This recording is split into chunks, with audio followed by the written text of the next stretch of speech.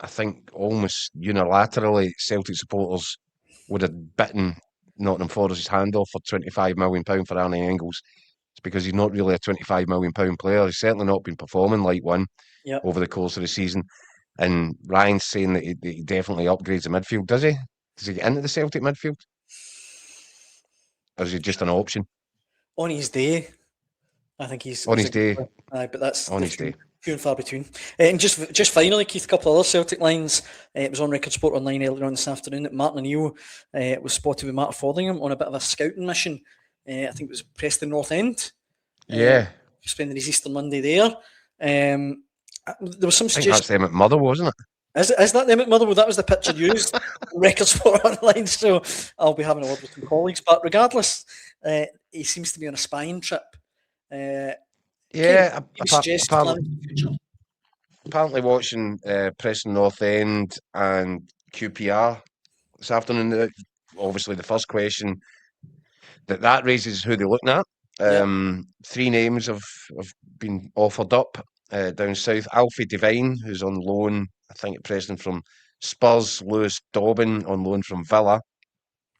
And former Partick Thistle defender Liam Lindsay are meant to be among the names that might be people of interest. I don't know where those names are coming from, but the next question it kind of automatically raises is, what's he doing there? If this is it for Martin O'Neill, if he's on the kind of last stage of the victory lap and he's bowing out in the summer, what's he doing? Going and looking scouting for players for next season? Green Machine Is says. that just another sign of what Mick is saying? Aye. That there is no structure, there is nothing in place at Celtic. So you've got to send the guy that's just holding the fort to go and compile scouting dossiers then. Really? Yeah. Or maybe some Celtic fans will look at it and say, maybe it's a sign Martin O'Neill's going nowhere.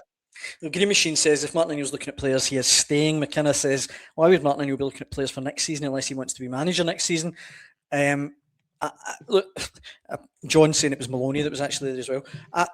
I said this a while ago, Keith. I think Martin O'Neill will be there next season. I'm not basing it on anything else other than the fact that there's so In much. the dugout, Daniel. I think probably, aye. Yeah. I honestly, I think there's so much for Celtic to do that they can't do it all in one summer. And I think Martin O'Neill deep down would quite want another season with a few more reinforcements, particularly if he doesn't win this league. I don't think he'll want to go out that way. But there you go. That's just my take. Well, let me tell you something. If I'm Martin O'Neill and I'm 74 years old, and I know I've thoroughly enjoyed my kind of Back to the Future Part 2 scenario, and it's been great, and the DeLorean is getting driven about the place instead of the Honda Civic, and it's all good and fun, and there's the potential for, the dream scenario of bowing out 20 years after leaving the first time around, bowing out with a League and Cup double. That's a mic drop if ever I've heard it. If I've ever seen one. Thanks, guys. I've had a lovely time. It's the old bullseye scenario. I've had a lovely time, and I think that's it now, because this cannot continue indefinitely. And I tell you something else. If somebody in there is trying to bite my ear and say, Martin, would you think about staying? Aye, sure, I'll stay. What we're going to do about building a squad for next season? Well, there's a couple of players at Preston on the list right now. Oh, is that right? Phone down. That it has to be better. It has to be bigger. You talked there about the medical situation at Celtic. Incredible. Yeah. That Alistair Johnson went to Canada. Absolutely astonishing. The Casper Schmeichel thing. Absolutely astonishing. There's been issues and real curious issues around Jota all season. The Jota one's very strange, Keith. That's It's been really strange. a long time he's been out now. A long time. Really strange.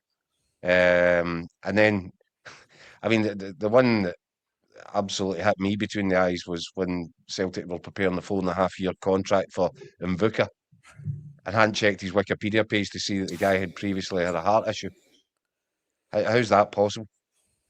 How's it possible that only showed up when the guy came over to do his medical?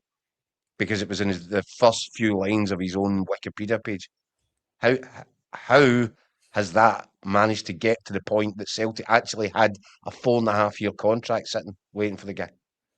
So, It's bizarre. as Mick says, it all points to a club which is just broken, Right. just completely broken down. Keith, it's and it needs spineless, rudderless, leadership, no leadership. and it needs an entire recalibration. No matter what happens, Martin O'Neill might work some miracle and get this Honda Civic over the line and win a Scottish Cup, maybe win the league title. And that, then you just have to say that was borderline miracle stuff. And thanks very much for it. But Celtic as a club needs a major recalibration, and it needs to look forward. And I don't think you're looking forward by saying to Martin O'Neill, can you give us another year till you're 75? Come on. I get you, yeah. Rebel says at least he's driving a DeLorean instead of a Honda Civic, which is a good point. I think that's probably the perfect hoverboard. those lace-up trainers.